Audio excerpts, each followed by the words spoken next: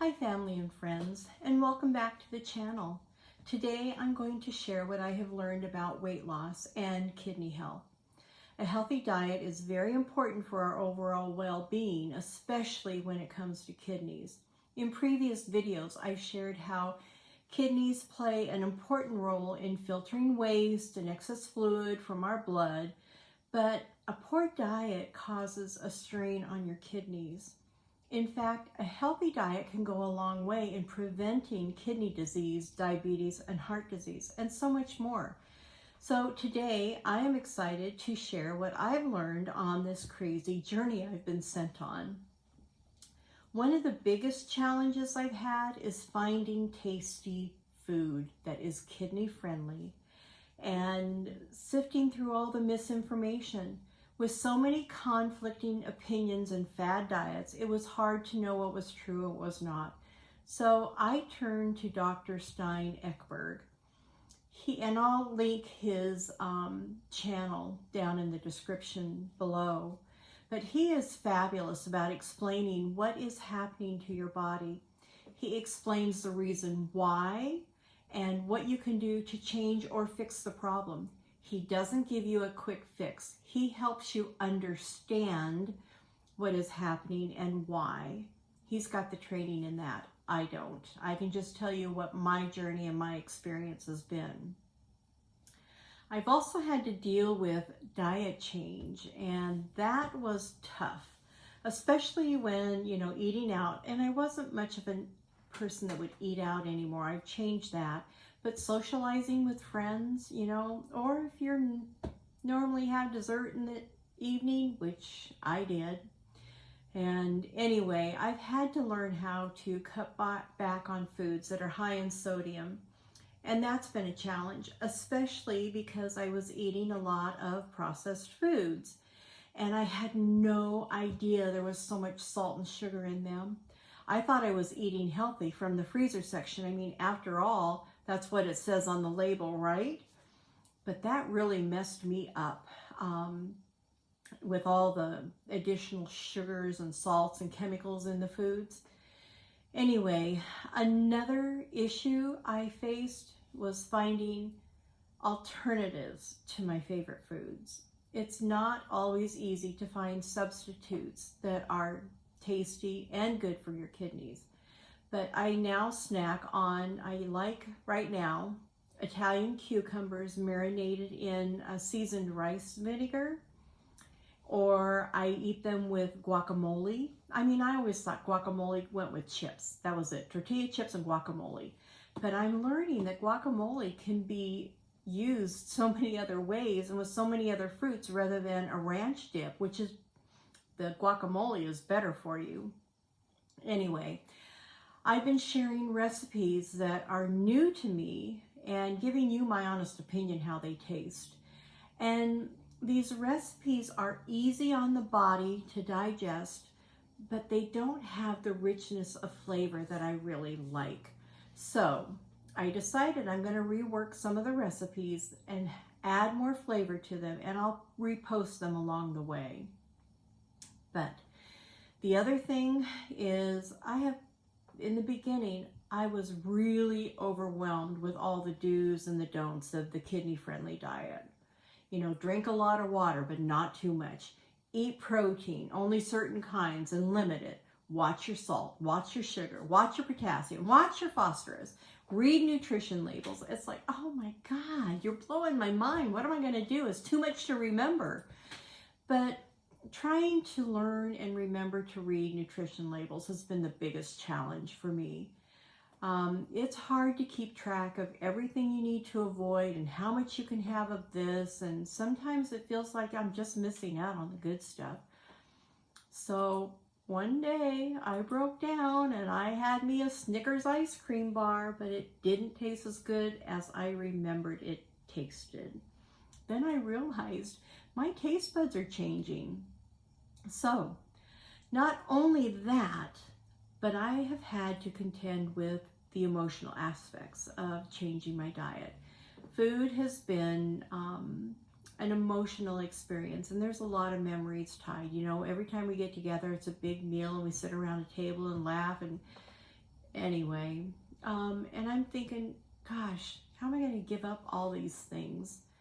But I started searching for alternatives, and we have the holidays coming up, and ginger cookies are required at Thanksgiving and Christmas. But I learned that 1 tablespoon of molasses has 292 milligrams of potassium, and blackstrap molasses is even higher. But I can substitute molasses with honey, which only has 11, and they tasted wonderful. I'll link the recipe down below. But despite these challenges, I am committed to making positive changes to support my kidney health, to get my weight down, and it was very hard in the beginning, and I made a lot of mistakes. And if you want to go back and watch and be my guest, but it has become a lot easier. I am learning how to pivot, and I love the word pivot because I can't make major changes. I can make little changes that are going to get me on the right path to the right health results. But anyway, when it comes to kidney health, hydration is really important. Be sure to drink plenty of water. You just don't want to overdo it so you put such a strain on the kidneys trying to flush all this excess fluid. A good rule of thumb, and I would highly recommend that you ask your doctor about this, but 8 glasses a day is typically what they would recommend, or even more than that, and I do more than that. Another important thing is to limit the salt intake, and that can be a challenge, especially if you're eating processed foods. My doctor and I decided that 2,000 milligrams is a good amount to stay around. I have learned how to get creative with spices and herbs to add flavor to my meals, and I know my diet's going to adjust as my body heals, but right now I'm going to remain focused on eating clean, healthy foods. But in addition to the diet changes, I'm learning how to maintain my weight. Actually, I'm not maintaining because I want to lose. I still have a lot more to lose, but I want to maintain what I have lost. And the goal is not to gain any more weight. Excess weight puts a strain on the kidneys, and it is what caused my kidney disease. But I am working on eating nutrient-dense foods and adding exercise so I can stay at a healthy weight or get to my healthy weight. But I made these changes, and in a short period of time, I have had remarkable results. I have gone from a stage 3B to a stage 3A in 35 days. And I have been able to drop my glucose levels from 95 to 79. And I've improved my overall health. I've dropped over 30 pounds in 90 days. And like I said, my goal was not to gain weight, and I didn't want to lose it too fast because I really want this to be permanent.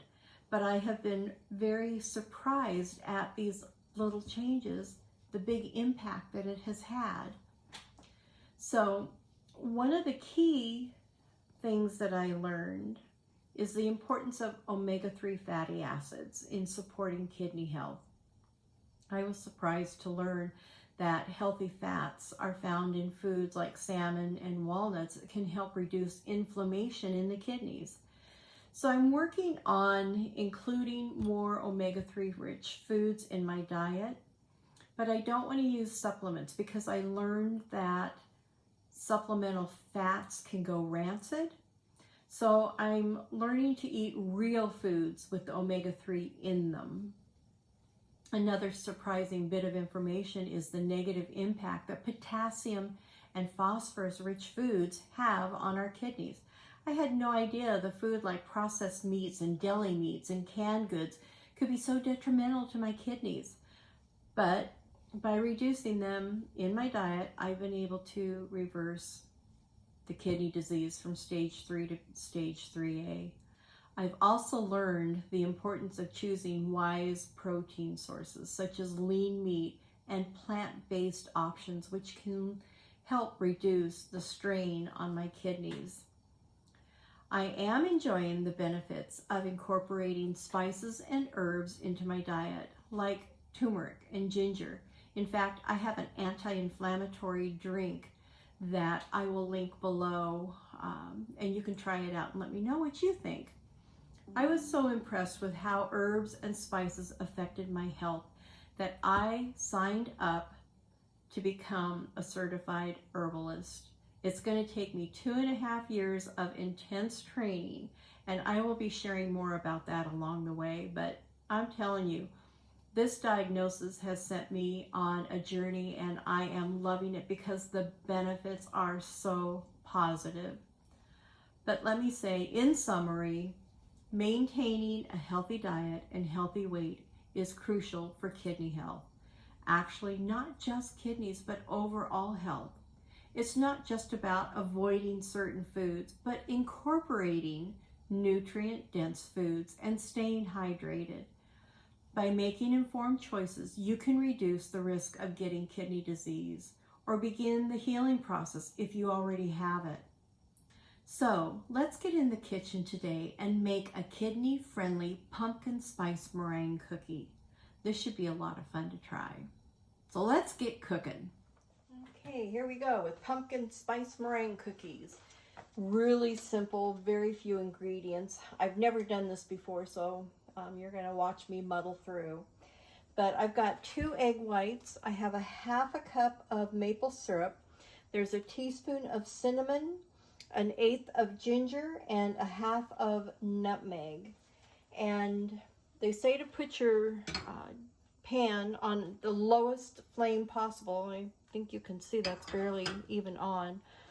But you start by adding the syrup and the egg whites.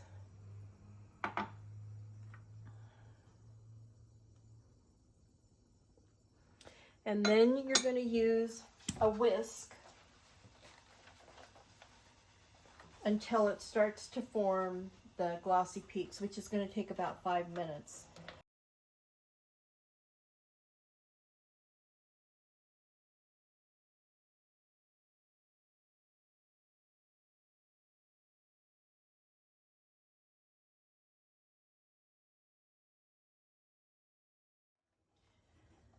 Okay, so here's where I'm going to add the spices.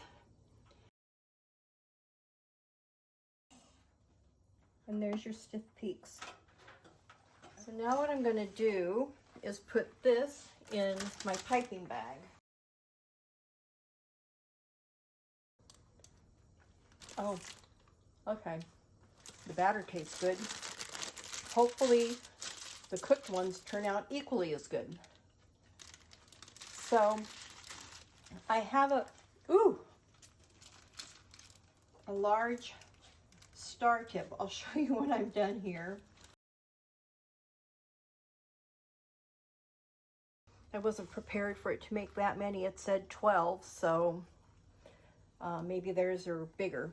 But you can see that the tip is a large one, and I have a large coupler. So now what I'm going to do is I'm going to put them in the oven, 200 degrees for 2 hours. And hopefully they're going to be fabulous. I can't wait because that really did taste good. So I'll show you, I'll come back when they're done. Okay, with meringue cookies, when they come out of the oven, you need to let them cool completely and not disturb them.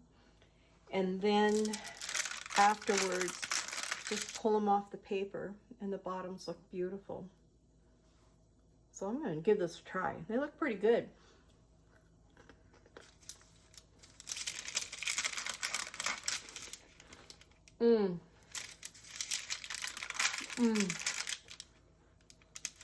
They melt in your mouth and they taste like pumpkin spice. Yum. Okay, these are a definite keeper. They were easy to make. They turned out great. So I'm making these for Thanksgiving and Christmas. This is a definite. So I've got my 2 desserts I'm going to make. I'm going to do the ginger cookies, which will be down in the description box, and these. Yum. I want to thank you all for joining me on this journey. I'd love to hear from you in the comments below what changes you've made to support your kidney health and what challenges you have faced along the way. Be sure to check out my next video where I'll be discussing another important aspect of kidney health and wellness. So until then, stay healthy and make it a gorgeous day every day. Bye.